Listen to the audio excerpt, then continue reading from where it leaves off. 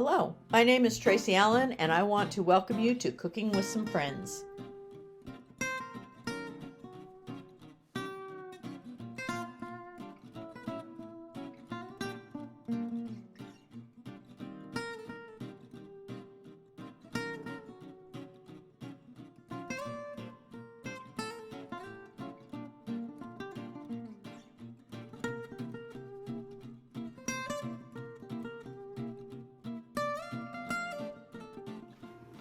Hello, welcome to Cooking with Some Friends. Around Christmas time or through the month of December, we make candies and cookies, and some of them freeze really well, and this happens to be one of those. And we make up a couple batches of them, but throw them in the freezer, and then we thaw them out before we eat them. Or I catch my husband going down to the freezer a lot because he just likes them frozen even. So we're going to make some peanut butter cup cookies this morning. And I am going to actually just cut the recipe in half because we're going to Grandparents' Day to a couple of my grandparents' day at their school. And so I'm going to take these for the grandkids. And anything we have left, like I said, we'll put in the freezer. So in my bowl, it would normally be 1 1/4 cups of flour if I'm making the whole batch. And then to that, I'm going to add my salt and baking soda. And you can look up the amounts for the whole recipe in the credits that are in the beginning of this, and it'll give you the amounts for the whole recipe. So I'm going to whisk those 3 ingredients together, and then I'm going to set this aside and work on my wet ingredients. So in my bowl, I'm going to take half a cup or what would be a half a cup of room softened butter and the same amount of peanut butter. My oven's hot. I preheated my oven to 350.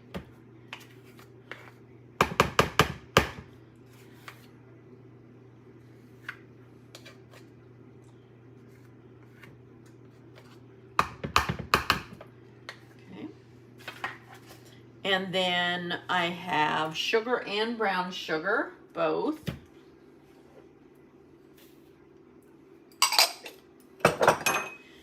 And I have 1 egg, and in this case, I'm going to use 1.5 tablespoons of this because I'm cutting in half.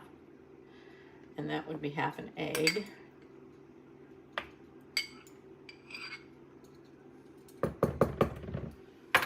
And I'm going to cream these together, and then I'm going to add to that a teaspoon of vanilla.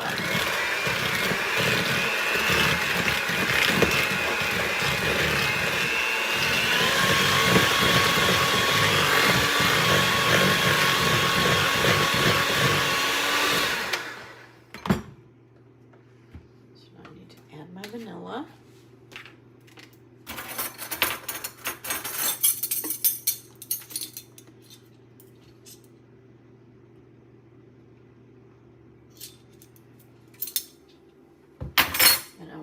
That in.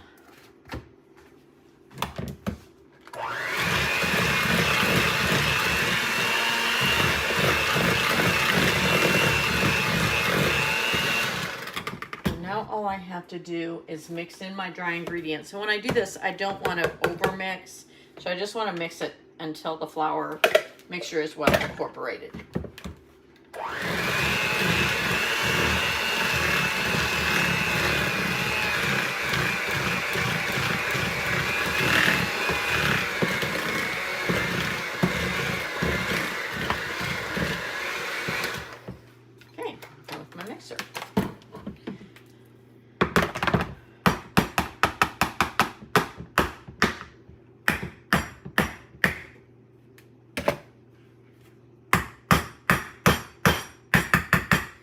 So now we're ready to take the cookie dough that we prepared, and we're going to make 1-inch balls and drop those into our sprayed mini muffin pan. Okay, so you're just going to take a little bit of cookie dough, drop it in. Then we're going to bake these for about 8 to 10 minutes. And when that's done, we're going to take them out of the oven, and we're going to press our mini Reese's peanut butter cup into the center. and let that cool slightly before we remove them. Our cookies are done baking, and once they come out of the oven, you want to take your peanut butter cup and press it down into the center of each one of these. Now, you might notice there's some empty ones, and I did put some water in those, just as a reminder so that you don't warp or ruin your pan. But I'm going to put peanut butter cup in each, and then once they cool just a little bit, I'm going to run a butter knife, around the edges, and then pop those out and put them on some parchment to cool completely. And then they're ready to either eat, store in an airtight container, or freeze them for later use or to eat frozen. So there are our Reese's Peanut Butter Cup cookies.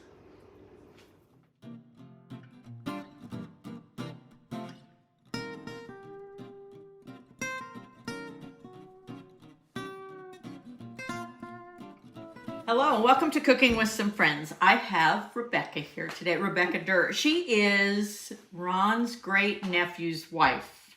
I think that's Did correct. I get it right? I think that's right. And Rebecca does a lot of things. She's got a huge garden in the summertime and raises lots of different things. And she runs a bakery part-time. Yes. When the mood hits her. But she's here today, and we're going to show you how she makes hot chocolate bombs. And this is great around Christmas time. Yeah, they make great stocking stuffers, office party gifts, on Secret Santas, things like that. Okay, super. So she's going to walk you through how she does this. So I am all for simplicity. I do not do the double boiler. You're welcome to if you want, but I literally just scoop like a heaping tablespoon of chocolate chips. And you use semi-sweet. I generally, yes, because that's my preferred. You can also use dark chocolate, milk chocolate, white, any of the flavored. I've also done a salted caramel I have some wafer. salted caramel wafers. Yeah, those are really good with like a vanilla latte powder. But I'm a chocolate gal. I am too. So it's just a tablespoon in each one? Yep, just an approximate. Nothing super fancy or scientific. And then I pop them in the microwave. I'll put them in for about 45 seconds to a minute, pull them out and stir them, and then just put them in for about 20 seconds incrementally, stirring until they are all the way melted. Because you do not want to overheat them or they become hard. They and seize up, disgusting. don't they, on you? So, okay, so we will put them in 45 seconds, then just increments until they're melted and ready to spread. Okay? Because they take a while. Okay, so you've melted the chocolate down, and Yep. now you just make sure all the surface is covered? Yep, I just take a backside of the spoon and smear it around. Sometimes it'll pull at the bottom and you just kind of move it around to make sure that you have covered all of your surfaces. If you happen to miss one, then you find it out later. You can just add a little dollop of chocolate. And no problem. If you want a thicker shell, You just put more chocolate just more in. chocolate in it, and Yep. does that change anything else other than the thicker shell? I mean, it'll make it a little bit more rich because you have more chocolate in there. Mm-hmm. And it'll be a little bit slower to melt when you right. pour your hot liquid in. Yeah. Just because it's got a thicker shell to go through. And you do want to make sure that you get it all the way up to the edges so that way you can actually get it sealed shut once you fill them. And Rebecca and I were talking, and you can make two. This could make three where you have the double-sided. Yes. But she's found that she prefers to just make one side like a dome and fill it, because that way if it's two-sided, it shakes and it's more fragile. Yeah. So Okay. this way it'll be completely packed full. So if they get a little squished, there's not air, there's stuff to kind of absorb the shock. Yeah. And if you choose to do both sides, hot plate, melt the edges, and then seal the two together. Yep. And Okay. then you can take your finger and smear it around. I would also have a piping bag with a little bit of melted chocolate and a teeny tiny little hole cut in the tip. That way you can just kind of fill in because they're never going to be perfectly flat to put together. And how long then do we put these in the freezer so this sets? I'll put them in for about 5 or 10 minutes. When I make these, I'm generally doing a lot, so I have 2 of these mats. So I'll do this with one and pop it in the freezer, and then start on the other one. Okay. And then, And then just swap switch 'em. or Yep. okay. So, are you ready to go? Okay. So froze. We are fresh out of the freezer, nice and firm. And so all we do for doing hot chocolate is I throw some marshmallows in, about to the top of the thing, more or less. And Rebecca was telling me that she tried by accident, but that she realized you could freeze marshmallows because they get sticky. If you have them, if you have them in the cabinet, and they've been in an airtight container, but they still get sticky. Yep. So I freeze them, and when you freeze thaw in like 20 or 30 minutes, and have the same texture and consistency. Cool. I had purchased, and we've been talking about this too. It's really for cakes, but it's a silicone mold, and Rebecca thought that if we took white chocolate and kind of painted it in, or it's got little snowflakes. It has little snowflakes, and then even red if you wanted to get super fancy. But it'd be kind of cool with the white snowflake, and then fill the rest with chocolate. So we might try that, but when we have more time.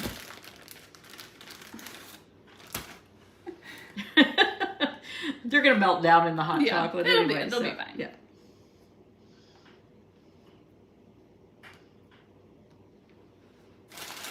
Normally, I buy big marshmallows because the kids want them for wiener roasts, and I don't buy miniature ones very often. So if you have the big ones, you can actually just cut them up and I'll cut them into quarters or thirds and pop them in. Yeah, and I was telling her too that I was at Michael's or some craft store, and back in their candy department they had the marshmallow bits that are dehydrated, but I mean we've had the Swiss Miss Hot Cocoa packets that they have them in it, don't they?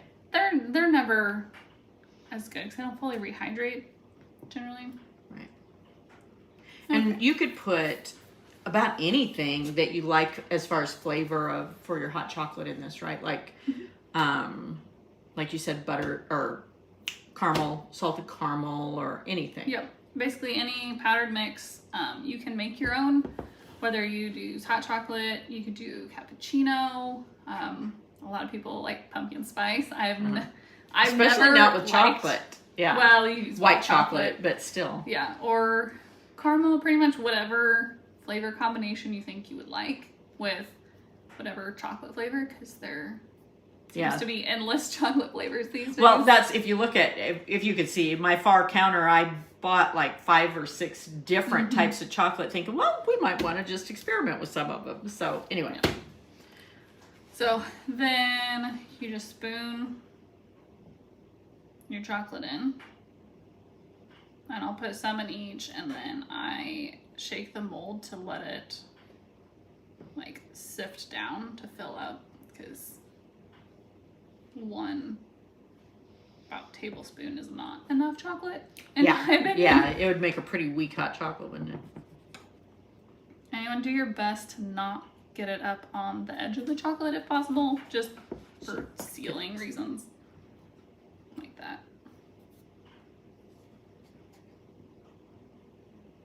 And there should be a scoop in most hot chocolates, but we found there's not one in here, or at least we haven't found it yet. It might just be clear down at the bottom.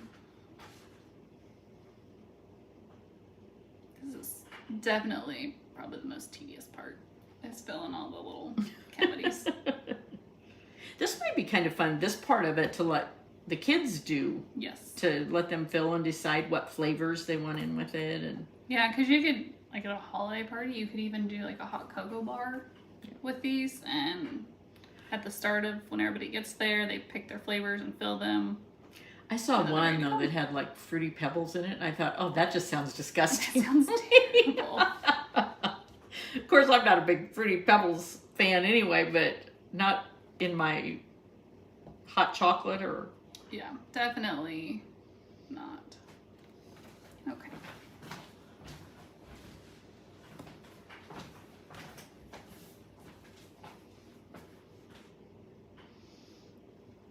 then I just kind of smooth it around and make it as flat as possible because that will make doing the backside easier. And you want to try to not have marshmallows or anything sticking up above the cavity because then the chocolate won't stick to the shell. Okay.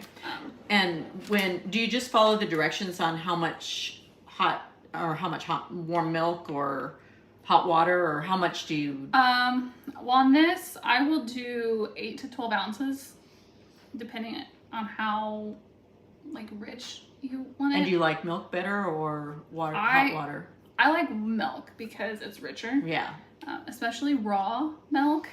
It has. If you've not ever had raw milk, this is my recommendation to try it. Yes. It is. I think it's a lot better, and I had to buy milk at the store 2 weeks ago, and So where do you get your raw milk? Bougie Bovine. So it's Windy Tubbs in the Mound City. Mm-hmm. And then there's somebody, I don't know who, but south of St. Joe. I heard there's somebody else down there. And for those of you who don't know what raw milk is, it's not pasteurized or homogenized. It's straight out of the cow. Yep, straight out of the cow. And all it's done is it's filtered and then it's cooled really quickly. Mm-hmm. And so it still has the full cream layer. level. And if you just let it sit in your fridge for a day or two, It will separate. It will separate, and it is a very distinct line. Yes. So. Do you need those? Yeah, I have this. Oh, okay. So all this is a plastic piping bag that I put chocolate chips in and microwaved it. I did probably a minute, and then I massaged it to mix it up back and forth until it's all nice and melty. And then you'll cut a hole. It can be a small hole, but it'll take longer. Big hole's faster, but it's also messier. So you can play around with the size that you like. Always start small. You can make Yes, bigger, you can't go but backwards. You can't make it go back. So, super scientific. Oh, I just make around, and I'll actually need to make that hole a little bit bigger.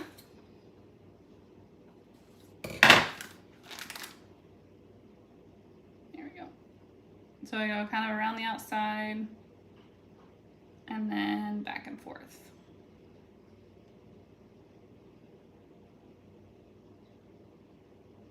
And then if your chocolate's nice and warm, it'll kind of smooth itself out a little bit. And then you can go in and fill in any holes and cover whatever else is needed. And you can use your spoon for this. I just use the piping bags. That way if I need to add more. It's like coloring. Kind of. Like a 2-year-old coloring. Mm-hmm. Super scientific. And then... And then well, your degree is a science degree, correct? Yes. Yes. I am a chemist. Yes. And I was always amazed when I taught how kids and adults didn't understand that cooking is chemistry. It 100% Yes. I mean, just baking soda and vinegar is yes, just example of that. Simple, yeah. So we just continue doing this, and then do you set it back in the freezer to harden, and then we'll come back and show them when it comes out? Yeah. So you can leave it on the counter. It just takes longer. Okay. So put them in the freezer. We froze these. You filled in the bottoms and froze them so they'd set up, and now they're ready to come out. And then you did melt some white chocolate. Yes.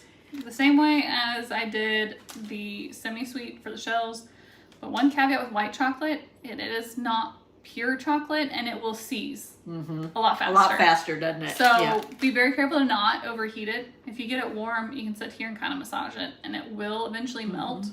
So I've ruined a lot of chocolate that way. If you don't take precautions, it does seize up fast. And I remember kids would say, something's wrong with this chocolate. It's chunky. And I said, you overcooked it. It's seizing on you. So they said, well, what do we do to make it better? You throw it away and start over. Yeah. So flip the chocolate balls out. The nice thing about freezing them is they don't melt on your hands. Like this one's been out a little bit and when chocolate. you go to remove them. Or you can wear gloves. Yeah. If you're working for other people. Yeah. When I make these in the bakery, I do wear gloves. And so you can see like that one has a little hole it didn't get filled. So we'll just dab a little chocolate over that.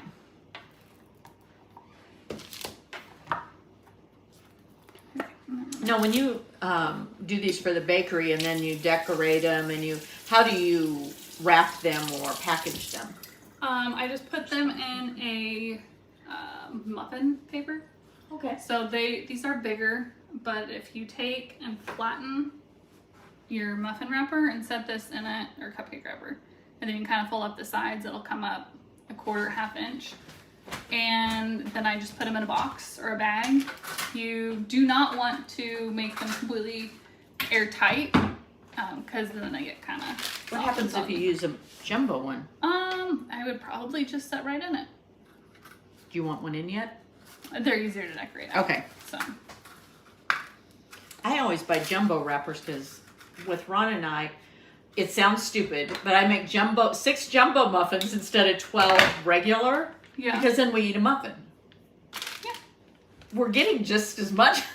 We eat 12, but it's kind of a brain game, I guess. Yeah. That's why I make, because I like to eat more than one cookie. I cannot eat one cookie. I want several cookies. So when I make them for us, I make them smaller. Right. So I still eat the equivalent, but I feel like I eat more. Yeah, it's all a mind game. So on the drizzle chocolate, you will want to cut a smaller hole. You can kind of do whatever design you want. I just go back and forth, like so. And then you can do as many lines. You can put sprinkles on them. You can leave them like this. You can do it multicolored for the holidays. I've done red and green chocolate on them. If you do sprinkles on them, do you do the drizzle first and then the sprinkles so it has something to stick to? And then, so if you're going to do sprinkles, you'll want to do more lines and probably cut the tip a little bit bigger. Yeah. Thicker lines. Okay. So is that all there is to it? Pretty much. And then you just let them harden and wrap them up, and you're ready to gift them or drop them in water to eat yourself. Ball this size, I do probably 10 to 12 ounces of water or milk, and that's all good. You can also put them in coffee. Ooh, that would be good. So if you do the mixes, like the cappuccino mix, then and white chocolate, I put those in coffee and they're really good. It kind of makes a latte-ish something rather. So. Okay. So we'll show you a picture of these all packaged. Thanks for joining us for this session of Cooking with Some Friends. Make sure you like this video and subscribe to our YouTube channel. And find us on Facebook at Cooking with Some Friends.